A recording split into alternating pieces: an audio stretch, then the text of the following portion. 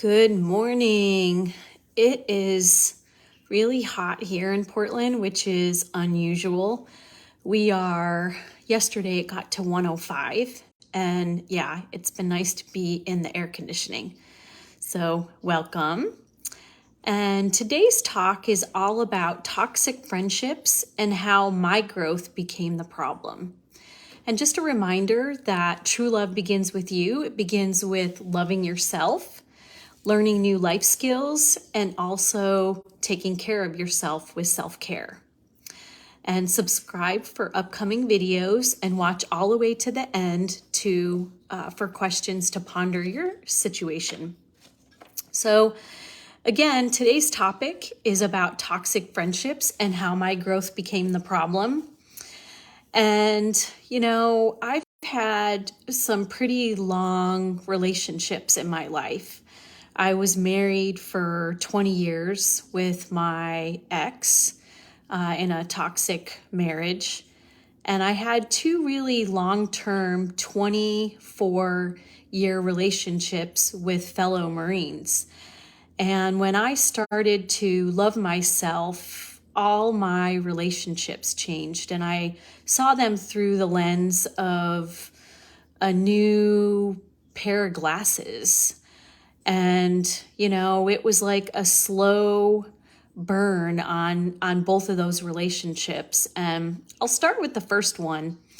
She was my friend Nancy. She was like my other half. Like, she was a Marine, and, it was kind of like my Marine girl sister. I never had a sister, and I just loved her. She was funny and always the life of the party.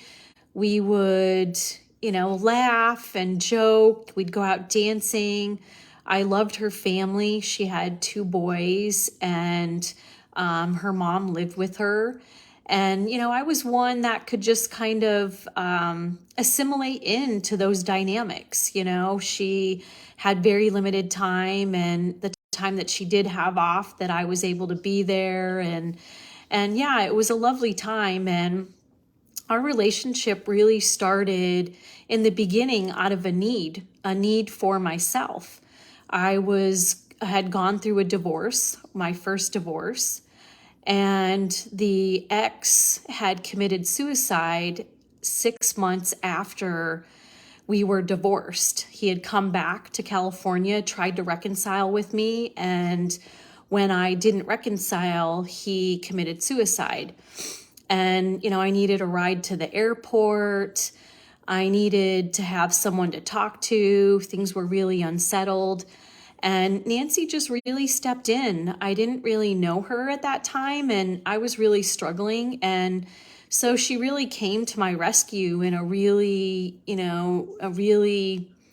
kind of dark time. And we became friends, and I watched her dogs, and this friendship developed, and it was an amazing friendship. And I really, really loved her. And she was always there for me, or always there for me in the beginning. And, there will be pool parties, and her mother, I just loved her. We had great conversations, and like her mother, I was the only one that she actually really, really liked as Nancy's friend. And, that really said a lot about who I was. And, I really, looking back, I loved that relationship back then. And, there's some things that I did for her. I lent her money to help fund a trip for her mother to go to Ireland, this amazing trip. She didn't have all the money for it, so I lent her money, and she never paid it back. And, that was disappointing, and yet I overlooked that. That was something I'm like, we had this loan between us, and I really don't want to let that loan get in the way of our friendship. And I let that go. And I never really went after the money or made a big deal about it, but I never got paid back for the loan that I made to her in good faith to allow her mother to have this trip of a lifetime to go to Ireland. And I was the one that went when her mother died. Her mother died, and I flew that same day down to help my friend out. You know, that's what friends do. You fly in and you help out when they need support. You do that. That's what you do as a friend. And I was also the one who was there when her brother had brain cancer, and she was the caregiver. And I took time off out of my schedule and went back to support both her and her brother in the last week of his life.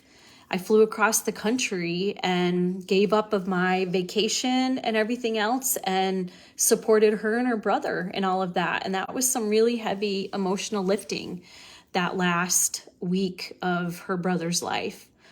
And I also flew in for when she had breast cancer and took her to her appointments and spent time with her and cleaned up her place.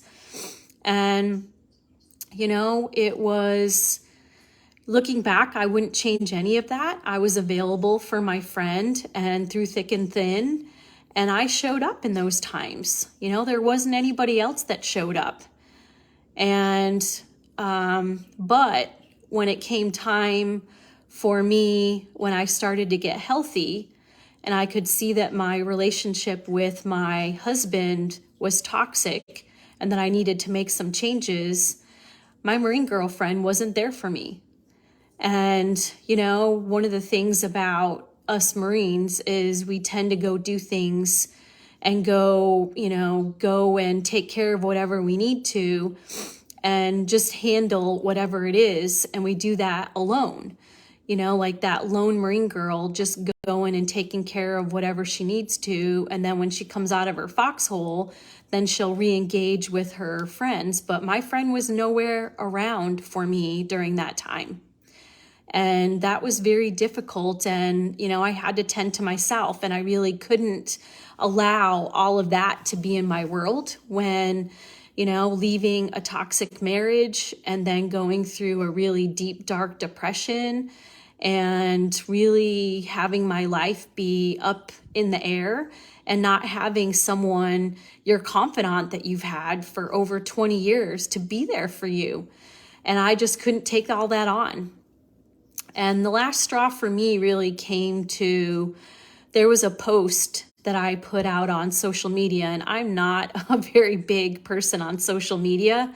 I actually hate it. And if I could, I went off all social media for 5 years in the middle of all this. And I had recently got back on, and trust me, if those 5 years were glorious without social media, to just be in you and not worry about anything. And I really think that social media kind of harms us in a way if you're prone to codependency behaviors, because you're always looking to others, what they're doing, comparing.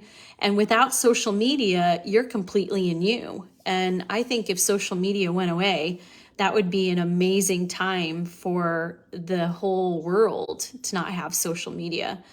But regardless, I put this post out on social media, and, you know, our friendship was about two women coming together to support each other. And it really wasn't about political, it wasn't about social issues. And we didn't really ever have conversations around that. And, you know, we knew that we were on two sides of the political divide. But for me, I don't really care about that. We're all entitled to our own political beliefs. And, you know, we all have the right to vote. So whoever you vote for, like I'm all for that. And there was this one post that just had her sideways, and she made it an issue out on my social media page. And then from there, she continued the conversation in this 2-page email to me about how I was so wrong and that I needed to get more education. And she put all these links in this email. And, I was like dumbfounded that there was this public berating on my own social media page from a person that I had considered to be a very close friend. And yet, continuing the conversation with an even longer email. And then when I flapped back to her, I just said, hey, our friendship has always been about connection and not about political affiliation. And if this is something that you're going to change in this and it's become important to you, then, that's fine, but this is not okay. This behavior that you have towards me, this antagonistic behavior about I'm being wrong and that I need to get educated, and that, the criticism for everything, I said that that's not acceptable to me. And she sent me another email after that, and she couldn't see how that whole behavior was toxic and how she wasn't supporting me as a friend. And unfortunately, I had to end that friendship. And it was, 24 years of friendship that ended. And I had to step up for myself and not be disrespected. And it was not repairable.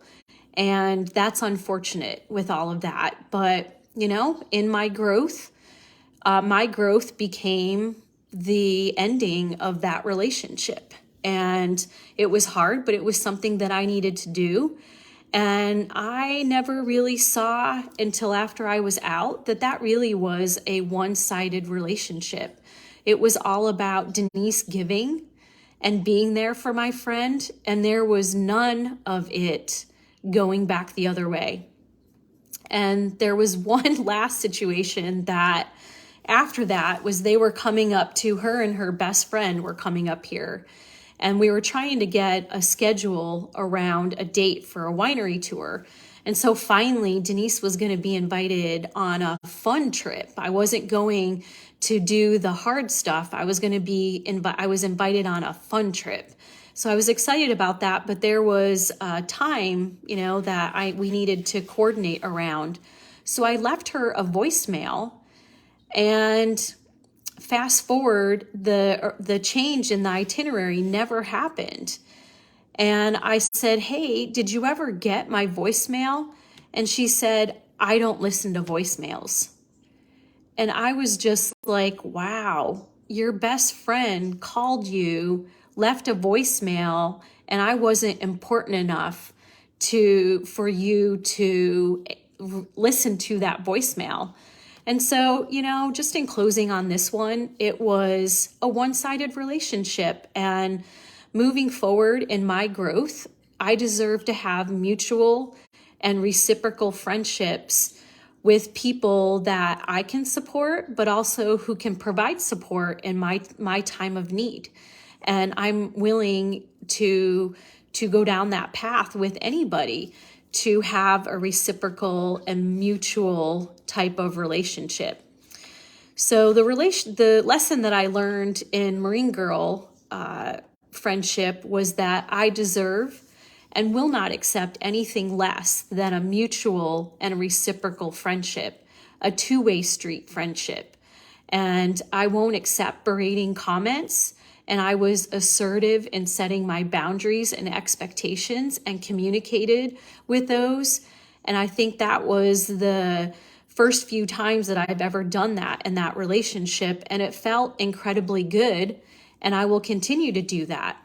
And so, my growth really caused a fissure in that relationship with me as a giver and Marine Girl as a taker. And the second thing that I wanted to talk about, friendship that I wanted to talk about today, is I had another 20-year plus relationship with another Marine, and it was purely professional. When I was a first lieutenant, and I got promoted to second lieutenant when I was over in Kuwait. We would do exercises over in Kuwait. And there was this gentleman who was older. He's probably about 10 years older than me, but he was always supportive of me as a female Marine.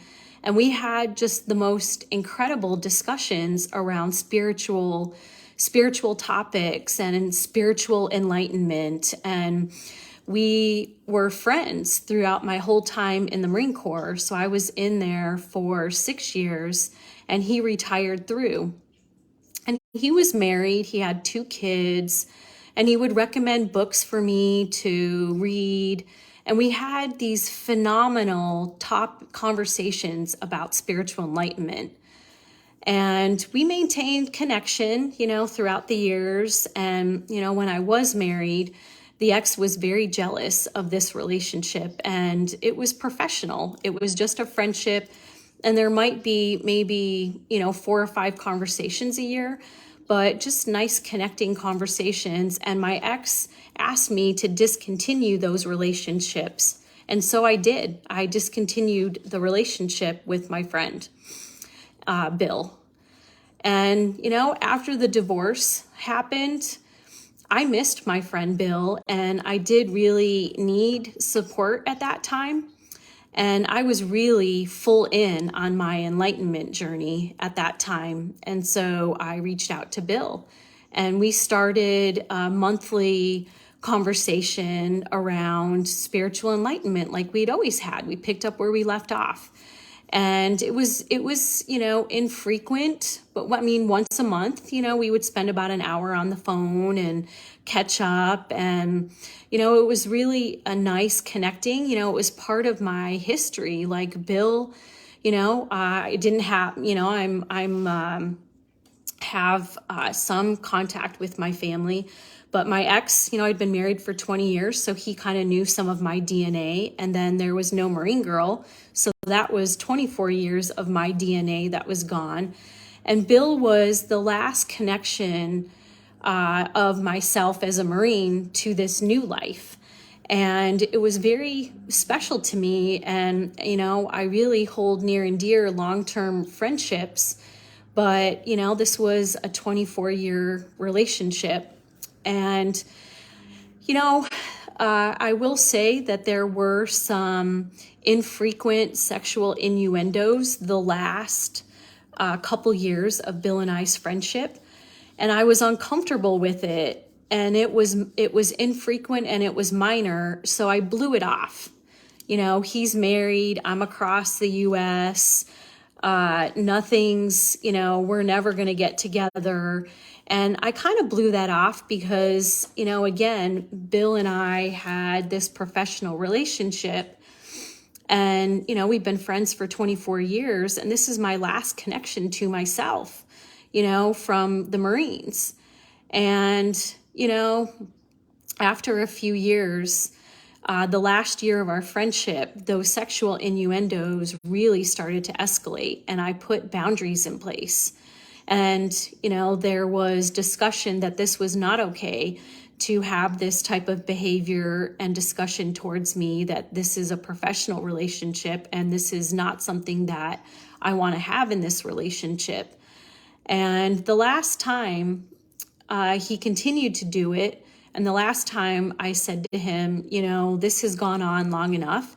If you continue with this, if you do this one more time, then there's gonna have to be consequences that we can no longer be friends. And in that, when I did say that, he said to me, you passed the ultimate spiritual enlightenment test on your journey. And I was like, that is so condescending. And that he would use all of that, and he said, and we can't be friends anymore. So the lesson for me in all of that, it took me a couple days. I was kind of a little bit dumbfounded. The lesson I learned here was that in setting good protective boundaries for myself, that you'll actually lose long-term friends who don't want to change their behavior, that want to continue in their bad behavior. And even though you're stepping up, they will end the friendship because that's not convenient for them, that they that you're asking them to stop their bad behavior, and that they want to continue that bad behavior even though you're setting boundaries. So yeah, that took me like about 48 hours. I was like trying to process all that. And, when I finally got to that point, that insight for myself, I quickly turned the corner. It's like, hey, this is actually good. When you lose a friendship because you're putting self-protective boundaries around the friendship, that's actually a good thing. And that's not a bad thing to lose a friend. And, kind of going down the path, in the last few years in my growth, there's been a handful of transitory friends, I'm going to say, while I was doing my deep work. And they were just short term, kind of an in and out kind of thing. But I realized in some of those friendships, and maybe more acquaintances, that it was more of a like push pull and like a stop start dynamic. You would try to get close and then they would pull away. And, it was always that push pull kind of dynamic. And that's something that I'm very sensitive to in, healing from my toxic relationship, that push pull dynamic was there in my marriage, and it's been there in other friendships. And I can recognize that more or quickly now. And, that's not going to be a dynamic for me, that push pull stop go dynamic. And I caught one of the acquaintances in a bold-faced lie, and they gaslit me when I called out, some other behavior. And so, I just wanted to share that when I started to love myself, when I started to be assertive and put boundaries in place and communicate my worth and be willing to be uncomfortable in conflict, that my growth actually became the problem in friendships and in marriages. And, my eyesight was more clear, and it's been the clearest it's ever been in seeing dynamics with people in different situations. And, again, when you get clean and your eyesight's clearer and you're growing and you're willing to be uncomfortable in conflict, and you're willing to be assertive, and you're willing to set boundaries, you're willing to escalate, and you're willing to communicate with people, that you see the toxic dynamic very soon, very quickly. It's not this, 24 years to see, for me, 24 years to see that relationship was just one way. I see those things more clearly, and I see them quickly now. And, I know about being assertive now. I know how to set boundaries. I know how to communicate my value and my worth for me being in relationship with others. And yes, it's heartbreaking. It's heartbreaking to lose decades-long friendships. Yet, I will always choose myself over toxic relationships and toxic friendships. And, my question to you today is, do you know the signs of a toxic friendship? Do you actually know what those signs are? And, it's a good thing to know what a toxic friendship really looks like and what the dynamics are. And the second one is, have you ever experienced situations where your growth was a driving force for your friendships to change? And I'll leave you to ponder both of those questions and drop those in the comments below.